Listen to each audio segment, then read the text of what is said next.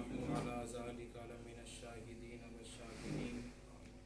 والحمد لله رب العالمين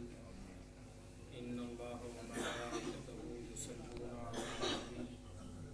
يا أيها الذين آمنوا صلوا عليه وسلموا تسليما اللهم صل على سيدنا ومولانا محمد وعلى آل سيدنا ومولانا محمد وبارك وسلم وصل عليه قابل تقریم معزز و محتشم حاضرین و سامعین، آج ہم اللہ تعالیٰ کی توفیق خاص سے بابرکت ساعتوں میں رمضان المبارک کی رحمتوں میں اور حضور نبی کریم صلی اللہ علیہ وآلہ وسلم کی امت کے لیے خاص تحفہ رسالہ ثواب کے لیے اللہ تعالیٰ کے گھر میں حاضر ہیں۔ دعا ہے میرا مالک ان لمحات کو اپنی بارگاہ میں شفیع کو ملی عطا فرمائے اور ان لمحات کو ہمارے لیے سعادت دارین کا سبب بنائے۔ آج کی یہ نشست انتہائی محترم مار محمد ریاض صاحب آپ کے ایصال ثواب کے لیے منعقد کی گئی ہے۔ جمیع مسلمان دعا کرتے ہیں میرا مالک اپنی رحمت سے بتقاضۂ بشریت ان سے عفو و درگزر فرما کے ان کو جنت میں اعلیٰ مقام عطا فرمائے۔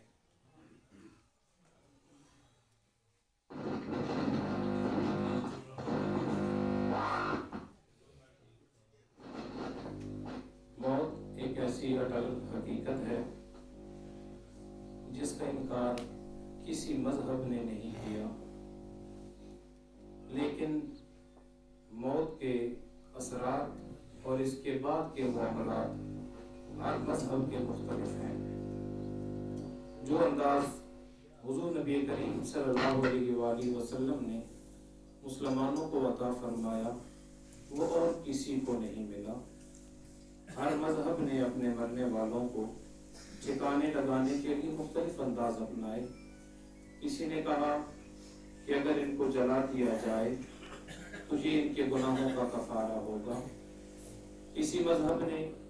جنگلات کے اندر میتوں کو رکھ کے جنگلی جانوروں کی نظر کر دیا اور سمجھا کہ شاید اس سے ان کی زندگی کے گناہوں کا کفارہ ہوگا۔ لیکن اسلام وہ واحد مذہب ہے جو انسان کی زندگی میں بھی توقیر کا خیال رکھتا ہے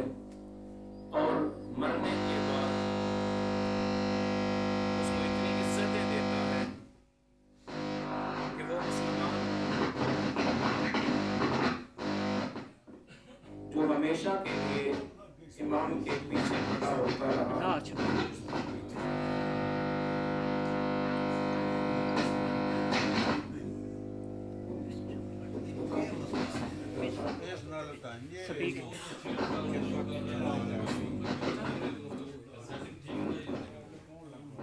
آپ سے توجہ کی گزارش ہوگی۔ اسلام وہ واحد مذہب ہے جس نے اپنے مرنے والوں کو بھی ایسی عزت عطا کی کہ جب ہمیشہ ساری زندگی وہ امام کے پیچھے کھڑا ہوتا رہا، لیکن اس کی یہ عزت و تکریم تھی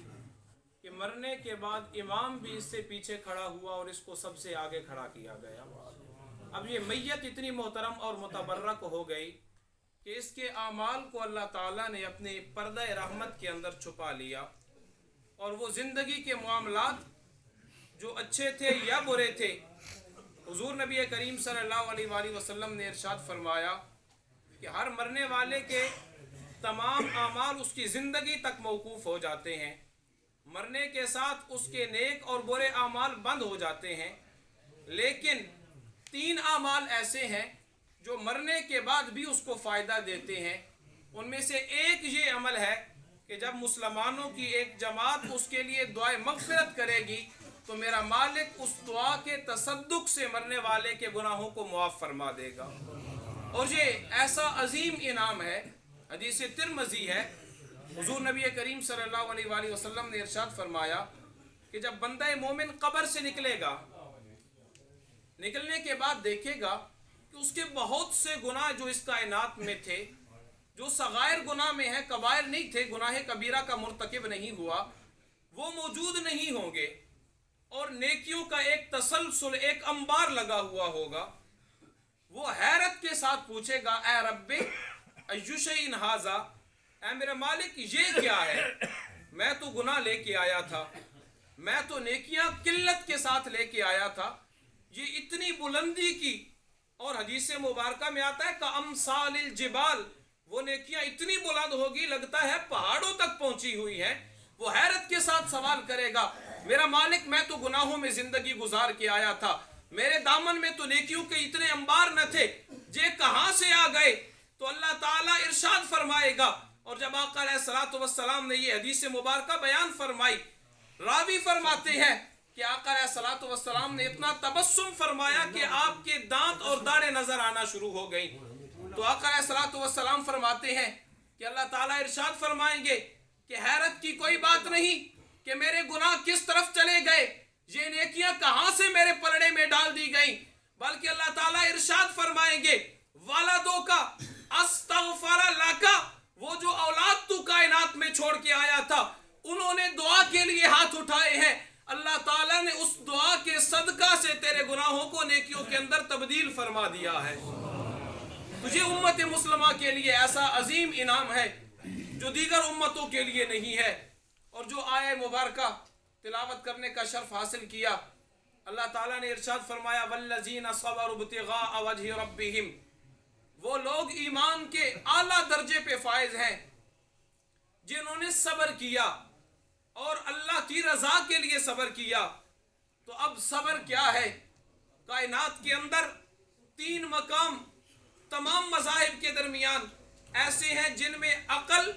درست فیصلے سے اکثر محروم ہو جاتا ہے۔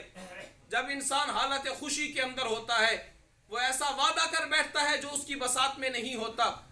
یا پھر وہ غصے کی حالت میں ہوتا ہے، ایسا فیصلہ کرتا ہے جو عقل کے منافی ہوتا ہے، یا پھر وہ غم کی کیفیت میں ہوتا ہے۔ اللہ تعالیٰ نے ارشاد فرمایا کہ اے بندہ مومن، باقی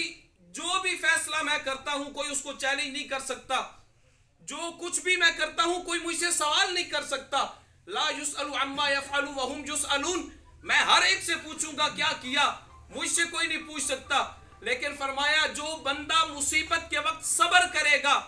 میں اپنی جناب سے اس کو اتنا انعام عطا فرماؤں گا کہ وہ لوگ جن پہ آزمائشیں نہیں آئیں وہ بھی ان کو دیکھ کے رشک کریں گے کاش میرا مالک ہمیں بھی آزمایا کرتا۔ اور اپنوں کی جدائی، اپنے سر کا سائباں، سر سے اٹھ جانا، یہ وہ مرحلہ ہے جہاں پہ انسان پریشان ہوتا ہے، لیکن بندہ مومن کے لیے یہ مجدہ جاں فضا ہے کہ وہ غم کی حالت ہو، وہ غصے کی کیفیت ہو، وہ شدید قسم کا کوئی اس پہ امتحان یا آزمائش آ جائے، لیکن وہ ہر حال کے اندر اللہ تعالیٰ کی رحمت پہ یقین رکھتا ہے۔ یہی وجہ ہے شاید کہ جتنے بھی یورپین کنٹریز آپ دیکھیں گے وہاں پہ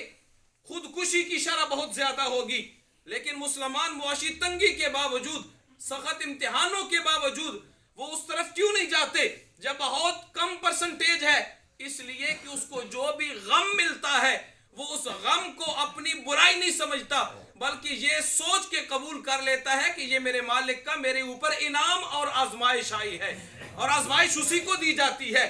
جس کو اعلیٰ مقام پہ فائز کرنا ہو۔ حدیث مبارکہ سماعت کیجئے، آقا علیہ الصلوۃ والسلام نے ارشاد فرمایا عجبا لامر المؤمن کلہ خیر لہ، کہ مومن کا معاملہ بڑا عجیب ہے، اس کے لیے ہر حال میں بھلائی ہوتی ہے۔ اب صحابہ کرام نے سوال کیا حضور اگر اس کو اولاد کی نعمت ملی، اگر اس بندے کو اعلیٰ مقام میسر آیا، معاشرے میں عزت کی دستار اس کے سر آئی، اس کو کاروباری ترقی ہوئی، پھر تو اس کے لیے بہتر ہوگا، لیکن اگر کسی نے غربت بھی دیکھی، کسی نے معاشرے کے تانے بھی سنے، کسی نے برادری کی ناانصافیوں کو بھی جھیلا، اس کے باوجود اس کی اولاد بھی اللہ کے پاس واپس چلی گئی، اس کے سر کے صاحبان بھی اس سے چھنتے چلے گئے، حضور کیا اس بندے کے لیے بھی اسی کام میں بہتری ہے؟ کیا پھر بھی وہ اچھائی کی طرف جا رہا ہے؟ آقا علیہ الصلوۃ والسلام نے فرمایا نعم خیر لہو کلہ، ہاں بندے مومن کا انعام ہی یہی ہے، اس کے ساتھ اچھا ہو جائے تب بھی اس کے لیے اچھا ہے، اس کے ساتھ برا ہو جائے تب بھی اسی کے لیے اچھا ہوتا ہے۔ پوچھا حضور کیسے؟ آقا علیہ الصلوۃ والسلام نے ارشاد فرمایا ان اصابتہ السراء شکر فکان خیر لہ وان اصابتہ الضراء فصبر فکان خیر لہ، فرمایا اگر اس کو اللہ کی طرف سے خوشیاں ملی ہیں، اس نے شکر کیا ہے تو میرا مالک اور عطا فرمائے گا، اور اگر اس پہ مصیبتیں آئی ہیں، اس نے صبر کیا ہے، میرا مالک اس صبر کے بدلہ کے اندر اس پہ پھر اپنی رحمتوں کا نزول فرما دے گا۔ اور بندہ مومن کی یہ آزمائشیں یہ صرف اللہ کی ناراضگی کا سبب نہیں ہوتی، کبھی کبھی اپنوں کو بھی آزمایا جاتا ہے۔ حضور نبی کریم صلی اللہ علیہ وآلہ وسلم نے ارشاد فرمایا ان من اشد الناس بلاء الانبیاء، کائنات میں جن میں سب سے زیادہ آزمائشیں آئی ہیں وہ طبقہ انبیاء ہے،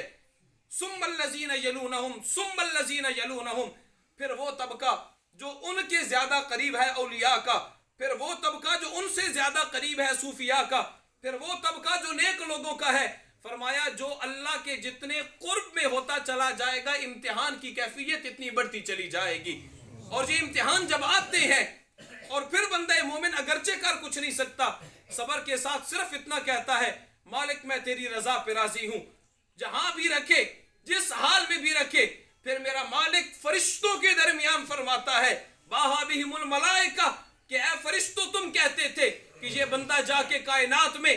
دنگا و فساد کرے گا، خون ریزی کرے گا، آج دیکھ اس کا اپنا میں نے اس سے چھین لیا ہے، یہ زبان کو شکوہ آلود نہیں کر رہا، یہ کہہ رہا ہے مالک نے دیا تھا اسی نے لے لیا تو مجھے کچھ غم نہیں ہوگا۔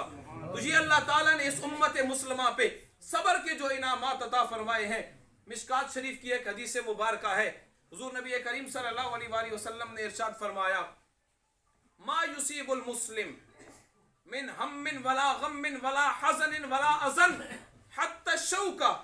الذی یشاکها الا کفر اللہ بها خطایاہ، کہ جب بندہ مومن کائنات میں ہوتا ہے، اس کو تکلیف پہنچتی ہے، اس کو مسائل کا سامنا کرنا پڑتا ہے، یہاں تک کہ ایک کانٹا اس کے پاؤں میں چبھ جاتا ہے۔ کہ حضور کیا ہوتا ہے؟ کائنات تو دار البلا ہے، یہاں پہ تو آزمائشیں آتی ہیں، یہاں پر تو تکالیف آتی ہیں، تکالیف پہ صبر کے علاوہ کوئی چارہ نہیں ہے۔ بندے مومن پہ بھی آئی ہیں، سابقہ امتوں پہ بھی آئی تھی، انہوں نے بھی برداشت کی ہیں، ہمارے پاس بھی کوئی اور چارہ نہیں ہے۔ فرق کیا ہے؟ فرمایا انہوں نے فقط برداشت کی تھی، یہ کانٹا چبھنے پہ بھی صبر کرے گا، شکوہ نہیں کرے گا، کفر اللہ بہا خطایاہ، میرا مالک اس صبر کے بدلہ میں اس کو نیکیوں، اس کے گناہوں کو نیکیوں کے اندر تبدیل فرما کے اعلیٰ مقام عطا فرمائے گا۔ یہ بندہ مومن ہے جس پہ آزمائشیں آتی ہیں، اور یہ آزمائشوں پہ زبان کو شکوہ آلود نہیں کرتا، کیونکہ شکوے کا ایک جملہ نہ جانے کتنی نعمتوں کو چھین لیتا ہے۔ اور اہل عرب کہتے ہیں رب کلمۃ شبت من نعمت، کہ ایک جملہ ہوتا ہے معلوم نہیں ہوتا کہ وہ کتنی رحمتوں کے سلب کرنے کا سبب ہوتا ہے۔ اگر صبر کیا جائے پھر میرا مالک عطا کیا کرتا ہے۔ حضور نبی کریم صلی اللہ علیہ وآلہ وسلم نے دو بندوں کے آخرت کے احوال بیان فرمائے۔ ایک وہ بندہ جس کو اللہ تعالیٰ نے دنیا کے اندر عزت بھی عطا فرمائی، دولت بھی عطا فرمائی، اور اس کے ساتھ نیک کاموں کی توفیق بھی عطا فرمائی۔ تو اب یہ بندہ جس نے دنیا بھی بڑی شادمانی میں گزاری، دنیا کے اندر بھی بڑے اعلیٰ مقام پہ رہا، عزت کے ساتھ چلتا رہا، غربت کا سامنا نہ کیا، کبھی بھی معاشرے کے اندر اس کی عزت پہ داغ نہ لگا، اللہ تعالیٰ نے اس کو نیکی کی بھی توفیق دی۔ قیامت کا دن ہوگا، میرا مالک اسے ایک بلند مقام پہ، ایک تخت پہ بٹھائے گا اور ارشاد فرمائے گا کہ میں نے مال دیا تھا وہ بھی آزمانے کے لیے، اولاد دی تھی وہ بھی آزمانے کے لیے، تو نے دونوں کو درست انداز میں استعمال کیا، آج جنت کے اندر میں نے تیرے لیے خاص تخت بچھایا ہے، یہ تیرا انعام ہوگا۔ لیکن اسی اسنا میں ایک اور آدمی آئے گا اس سے بھی بلند مقام پہ، اب وہ اہل جنت جس کی دنیا اور آخرت دونوں اچھی ہیں، وہ حسرت کے ساتھ، رشک کے ساتھ دیکھے گا کہ کیا منصب ہے، کیا مقام ہے جو میرے مالک نے عطا فرمایا ہے اور وہ خواہش کرے گا کاش یہ مقام مجھے مل جاتا. ادب سے عرض کرتا ہے یا رب من ہوا، میرا مالک میں تو سمجھتا تھا سارے انعام میرے اوپر ہیں، دنیا بھی اچھی گزار کے آیا ہوں، آخرت بھی اچھی مل رہی ہے، یہ جو اتنے بلند مقام پہ بیٹھا ہے یہ بندہ کون ہے؟ تو اللہ تعالیٰ ارشاد فرمائیں گے، حضور نبی کریم صلی اللہ علیہ وآلہ وسلم کے الفاظ مبارکہ ہیں، حدیث قدسی ہے، یود اہل العافیت الى اہل البلاء حین یعطی الثواب. جب وہ پوچھے گا کہ مالک یہ کون ہے، میرا مالک ارشاد فرمائے گا یہ وہ بندہ ہے جس نے دنیا کے اندر غم تو سہے ہیں، جس نے غربت تو دیکھی ہے، جس نے معاشرتی تنقید کا سامنا تو کیا ہے، مشکلات تو آئی ہیں، لیکن اس کی زبان پہ شکوہ نہیں آیا تھا. آج تو اسے بلند مقام پہ میں نے فائز کر دیا ہے. وہ پھر ہاتھ باندھ کے عرض کرے گا مالک میں ایک زندگی اور مانگتا ہوں. پوچھا کیا کرے گا؟ اتنی اچھی دنیا عطا کی. فرمایا خواہش یہ ہے کہ ایک بار اگر دنیا میں بھیجا جاؤں، لو ان جلودہم کانت قرزت بالمقاریز فی الدنیا، دنیا میں جاؤں پھر کسی ظالم کے ہتھے چڑھ جاؤں، وہ لوہے کی کینچیوں سے میرے جسم کو کاٹے، وہ تکلیف برداشت کروں، پھر صبر کروں، تاکہ جو مقام مجھے آج ملا ہے اس سے بلند مقام صبر کر کے میں اللہ کی رضا پہ حاصل کروں. یہ بندہ مومن ہے جس کو غم ملے تب بھی مالک کے انعام ہیں، جس کو خوشیاں ملے تب بھی مالک کے انعام ہیں. اور بندہ مومن کے لیے تو بچہ بچپن میں مرے تو اس کے لیے شفاعت کا مژدہ ہے، اگر والد کی حیثیت سے مرے تو پھر بھی اس کے لیے انعامات ہیں. آقا علیہ الصلوۃ والسلام نے ارشاد فرمایا کہ جو بندہ اپنے والدین کی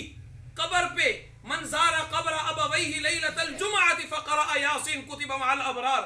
آقا علیہ الصلوۃ والسلام نے ارشاد فرمایا کہ جس بندے کے والدین یا دونوں میں سے ایک اس کائنات سے رخصت ہوئے اور وہ بندہ جمعرات کی رات یا جمعہ کے دن اگر قبر پہ جا کے یا گھر بیٹھ کے ان کے اصال کے لیے ایک بار سورہ یاسین پڑھے گا، میرا مالک اس پڑھنے والے کا نام جہنم سے آزاد لوگوں کے اندر لکھ دے گا. تو یہ زندگی ہو تب بھی مالک کے انعام ہیں، اس کائنات سے رخصت ہو تب بھی اللہ کی رحمتیں نازل ہوتی ہیں. اور یہ انعامات وہ انعامات اور بالخصوص والد یا اولاد کا بچھڑنا یہ وہ امتحان ہے جو انبیاء پہ آیا ہے. حضرت ابراہیم علیہ السلام سے حضرت اسماعیل علیہ السلام مانگے گئے، آقا علیہ السلام کی آپ کی اولاد نرینہ مانگی گئی. تو یہ اپنوں کا بچھڑنا یہ اللہ تعالیٰ کے بڑے آزمائش اور امتحاناتوں میں سے ہے. لیکن اس پہ جو انعام ملتا ہے، امام ترمذی رحمۃ اللہ تعالیٰ علیہ ارشاد فرماتے ہیں کہ میرے زمانے کے اندر ایک ایسا والد تھا جس کو بیٹے سے اتنی محبت تھی کہ وہ اپنے نام کو بھی بیٹے سے منسوب کرتا تھا. ابو سنان، سنان کا باپ کہہ کے پکارتا تھا، لیکن تقدیر کا نرشتہ کچھ اور تھا. عین عالم جوانی کے اندر اس بیٹے کی وفات ہو گئی. اب پوچھا کہ اے ابو سنان تجھے روتے دھوتے نہیں دیکھا، کبھی تجھے اس حالت کے اندر وارفتگی میں روتے پیٹتے نہیں دیکھا، تو کبھی واویلا نہیں کرتا، کبھی یہ نہیں کہتا کہ ساری مصیبتوں نے معاذ اللہ میرا گھر دیکھ لیا ہے. آج بتا تو صحیح تیرے دل کے اس زخم پہ مرہم کون سا لگا ہے جس نے تجھے تسکین عطا کی ہے. تو حضرت ابو سنان کہتے ہیں کہ ہوا یوں، میں اپنے بیٹے کو دفن کر کے ابھی قبر پہ بیٹھا ہوا تھا، آنکھوں سے آنسوؤں کی برسات تھی، وہ پانی کا چھڑکاؤ کر رہا تھا، کسی نے میرے ہاتھ پہ ہاتھ رکھا اور کہا الا ابشرک، میں تمہیں خوشخبری نہ دوں. تو اب یہ وہ حالت تھی جہاں پہ خوشخبری بھی بری خبر لگتی تھی، لیکن جب مڑ کے دیکھا تو بتانے والا وہ بندہ تھا جس کا تعلق برادری کا نہیں تھا، اسلام کی وجہ سے اس کا تعلق تھا. دل کو تسکین ہوئی کہ یہ میرے غم کا مذاق نہیں اڑائے گا. کہا کہ بتائیے بھائی کون سی خوشخبری ہے جو اس حال میں بھی میرے لیے خوشی کا مقام رکھتی ہے. کہا بھائی بات یہ ہے، جو بات بتانے لگا ہوں یہ میں نے حضرت عبد الرحمن بن زہاد سے سنی ہے، انہوں نے حضرت ابو موسیٰ اشعری سے سنی ہے، انہوں نے آقا علیہ السلام سے سنی ہے. جب حضور نبی کریم صلی اللہ علیہ وآلہ وسلم کا نام نامی اس میں گرامی آیا، تسکین ہوئی، سنبھل کے بیٹھی اور کہا بتائیے کون سا پیغام حضور نے دیا ہے. تو حضرت ابو موسیٰ اشعری کہتے ہیں آقا علیہ السلام نے ارشاد فرمایا کہ جو بات آقا علیہ السلام نے ارشاد فرمائی وہ یہ ہے کہ جب بھی کسی بندے کا کوئی قریبی اس کائنات سے رخصت ہوتا ہے، میرا مالک ان فرشتوں کو بلا کے اپنے دربار میں حاضر کرتا ہے اور پھر سوال کرتا ہے، حل قبضتم ولد عبدی، تو نے میرے بندے کے بیٹے کو اس کائنات سے لے کے آئے ہو، اس کی روح کو قبض کیا ہے؟ حالانکہ حکم اللہ تعالیٰ کا ہے۔ فرشتہ ہاتھ باندھ کے عرض کرتا ہے، نعم یا رب کما امرتا، مالک بالکل ایسے کیا، آپ نے حکم ارشاد فرمایا، ہم نے یہ کام کیا۔ پھر میرا مالک دوسرا سوال کرتا ہے، حل قبضتم ثمرۃ فؤادہ، کیا تم اس کے دل کا چین چھین کے لے آئے ہو؟ پھر فرشتہ عرض کرتا ہے، نعم یا رب کما امرتا، ہاں میرے مالک آپ کے حکم کے موافق ہم نے اس کی روح کو قبض کیا۔ پھر میرا مالک پوچھتا ہے، ماذا قال عبدی، اب بتا، جس کے سر کا سائبہ چھن گیا، جس کی ٹیک اور مدد اور ستون چھن گیا، جس کے سر سے چھتری ہٹ گئی، جس کو کائنات تاریک لگنے لگی، ماذا قال عبدی، بتا وہ میرا بندہ کہتا کیا تھا، وہ بندہ تھا کس حال میں؟ کیا وہ آہو بکا کرتا تھا؟ کیا وہ شکوہ سنا کرتا تھا؟ کیا وہ اللہ تعالیٰ کی رحمت سے مایوس ہو گیا تھا؟ تو وہ فرشتے عرض کرتے ہیں، مالک ایسی بات نہیں ہے، وہ بندہ یا تو تیری تعریف کرتا تھا وَاسْتَرْجَعَ، یا پھر وہ کہتا تھا اِنَّا لِلَّهِ وَإِنَّا إِلَيْهِ رَاجِعُونَ، وہ صرف اتنا کہتا تھا کہ مالک کی چیز تھی، مالک نے واپس بلا لی، اس پہ مجھے مالک سے کوئی شکوہ نہیں ہے۔ پھر حضور نبی کریم صلی اللہ علیہ وآلہ وسلم نے ارشاد فرمایا کہ اے فرشتوں، ایسا کرو کہ جنت کے اندر جاؤ، وہ پہلے ہی بڑی خوبصورت ہے لیکن اس کو پھر سے سجاؤ، وہاں پہ ایک گھر تعمیر کرو، ایک محل بناؤ اور اس محل کا نام بیت حمد رکھنا۔ پوچھا مالک یہ کس کام کے لیے؟ فرمایا اس لیے جو بندہ مومن ان مصیبتوں کو برداشت کر کے میری بارگاہ میں آیا ہے، میں آج یہ انعام عطا فرما رہا ہوں کہ جنت کا یہ گھر صبر کے بدلہ میں اس کو تحفہ کے طور پہ عطا فرماؤں گا۔ تو یہ حضور نبی کریم صلی اللہ علیہ وآلہ وسلم کی امت کے ساتھ یہ انعامات خاص ہیں۔ اور پھر دعائے مغفرت کا مل جانا، کیونکہ ہمارے مرنے والوں کے ساتھ جو تعلقات ہیں، آقا علیہ الصلوۃ والسلام نے ارشاد فرمایا کہ وہ مرنے کے بعد بھی حسن سلوک کیا کرو۔ ایک بیٹا حاضر ہوا، کہتا ہے حضور میرے والدین جب اس کائنات میں تھے تو تب میں نے ان سے حسن سلوک کیا جہاں تک کر سکتا تھا، اب چاہتا ہوں کہ میں انہیں تحفے دوں،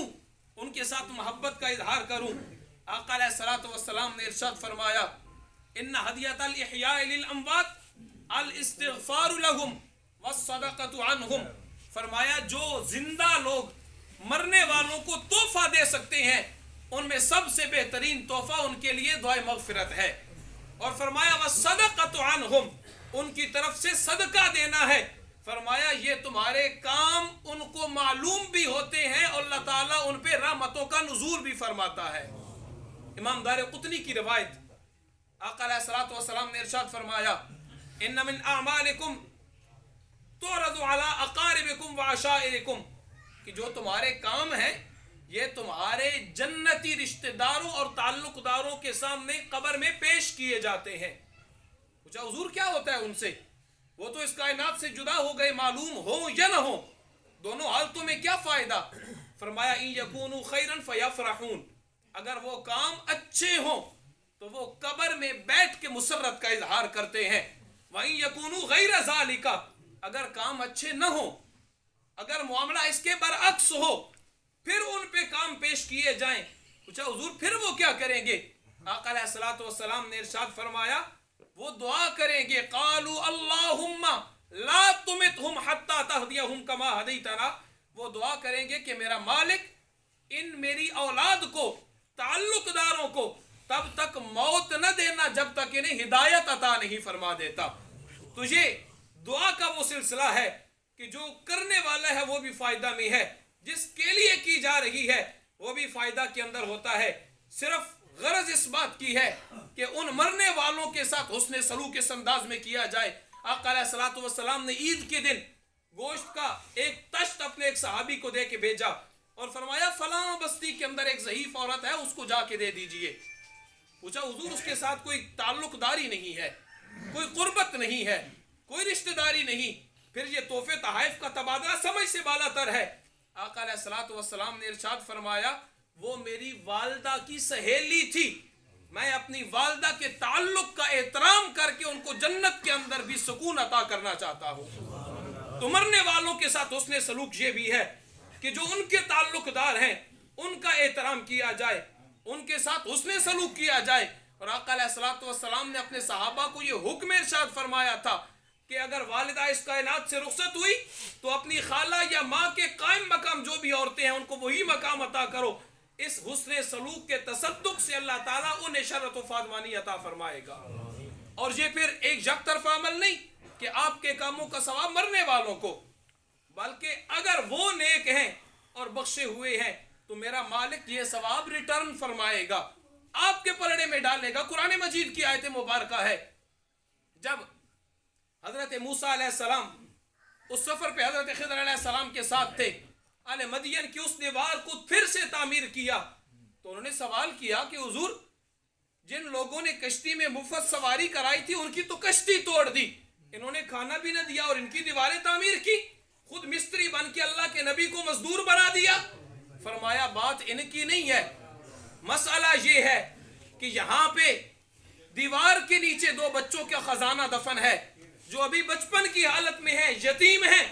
بڑے ہونے پہ وہ اس کو نکال لیں گے. پوچھا حضور ہمیں تو اس سے غرض نہیں, ان کے ساتھ نیکی کیوں کی ہے؟ فرمایا نیکی ان بچوں کے لیے نہیں کی, کان ابوہما صالحا, ان کا باپ نیک تھا جس لیے میں نے ان کے ساتھ بھلائیاں کی ہیں. تو معلوم ہوا والدین نیک ہو تو اولاد کو فائدہ ملتا ہے, اور اگر اولاد نیک ہو تو والدین کی نیک نامی ہوتی ہے. حضور نبی کریم صلی اللہ علیہ وآلہ وسلم کی 6 سال کی عمر, حضرت سیدہ آمنہ کا آخری لمحہ, اور جب آپ اس کائنات سے رخصت ہو رہی تھی مقام ابوا پہ, تو آپ نے کہا بیٹا روئیے مت, میں تو اس کائنات سے جا رہی ہوں, وذکرا باقٍ, میرا نام باقی رہے گا. پوچھا امی جان آپ کا نام کیوں باقی رہے گا؟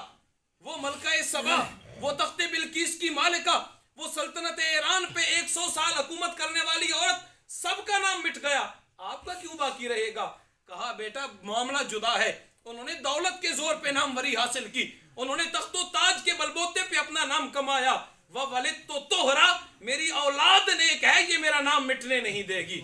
معلوم ہوا جن کی اولاد نیک ہو وہ والدین کے لیے عزت کا سبب ہوتے ہیں, جو والدین نیک ہو وہ اولاد کی ہدایت کا سبب ہوتے ہیں. صرف ضرورت اس امر کی ہے کہ میرا مالک ان شخصیات کی, والدین کی, ہستیوں کی اس کائنات میں جیتے جی عزت کرنے کی توفیق عطا فرمائے, اور پھر ان پہ مال خرچ کرنے کی. صحابہ کرام نے آ کے پوچھا, اور اسی بات کو اللہ تعالیٰ نے قرآن بنایا, وَيَسْأَلُونَكَ مَاذَا يُنْفِقُونَ, حضور ہم پیسہ کہاں لگائیں؟ آپ صلی اللہ علیہ وسلم نے یہ نہیں فرمایا کہ مسجد بناؤ, مدرسہ بناؤ, ڈونیشن کرو, رفع عامہ کے کام کرو, ان کے بڑے اجر. لیکن قرآن مجید نے فرمایا قُلْ مَا أَنفَقْتُم مِّن خَيْرٍ فَلِلْوَالِدَيْنِ, اگر کائنات میں پیسہ سب سے بہترین جگہ پہ لگانا چاہتے ہو تو وہ والدین کی ذات گرامی ہے. آج جب وہ بڑھاپے کی حد کو عبور کر رہے ہوتے ہیں, یہ کہنا کہ وہ بوڑھے ہیں اور کہتے ہیں مجھے عید پہ نئے جوتوں کی ضرورت نہیں ہے, اب یہ نئے کپڑے پہننے کی عمر نہیں ہے بیٹا, یہ ٹھاٹ باٹ تمہارے جسم پہ سجتے ہیں. لیکن خدا کی قسم اگر آپ سے قیمتی لباس آپ کے والد کے جسم پہ زیب تن ہوگا, آپ سے قیمتی جوتا باپ کے قدموں میں ہوگا, عیدگاہ کی طرف رواں ہوگے, عیدگاہ میں آپ کا قدم بعد میں پہنچے گا, میرا مالک اپنی رحمتوں اور رزق کے خزانوں کو تم پہ پہلے کھول دے گا. تو یہ معاشرہ جو اسلام کی تعلیمات ہے اولڈ ہاؤسز نہیں بنانے دیتا, یہاں پہ والدین کو کسی ایسے مکان میں شفٹ نہیں کرتا جہاں پہ خدمت کرنے والے پیسے لینے والے ہوں, بلکہ یہ وہ دین ہے جو ان کی خدمت کو جنت کا حصول کا راستہ بتاتا ہے. دعا ہے میرا مالک ان کے جیتے جی عزت کی توفیق عطا فرمائے, اور بعد از وصال ان کے لیے دعائے مغفرت کی توفیق عطا فرمائے. وآخر دعوانا الحمدللہ.